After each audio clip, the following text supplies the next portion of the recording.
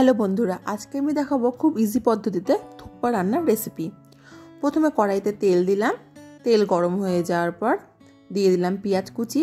পেঁয়াজ কুচিটা ভেজে নেওয়ার পর দিয়ে দেব আদা রসুন কুচি। আদা রসুনকে কিন্তু একদম কুচি কুচি করতে হবে, পেস্ট না। এবার এগুলো ভাজা হয়ে গেলে দেব টমেটো কুচি। টমেটো কুচিটা ভাজা হয়ে যাওয়ার পর দিয়ে দেব আমি ব্রোকলি পিস করে কাটা। এরপরে অ্যাড করব মাশরুম। তোমরা অনেক টাইপের সবজি নিতে পারো, যেমন আমি নিয়েছি এখানে বাঁধাকপি, বিনস, ক্যাপসিকাম এবং গাজর। যত সবজি দেবো তত সেটা টেস্টি হবে এবং অবশ্যই হেলদি হবে। এবার সবজিগুলো ভালো করে নেড়ে চেড়ে নেওয়ার পরে যখন ভাজা হয়ে যাবে তখন সেখানে অ্যাড করব জিরে গুঁড়ো, হলুদ গুঁড়ো। এবার অ্যাড করছি পরিমাণ মতো লবণ।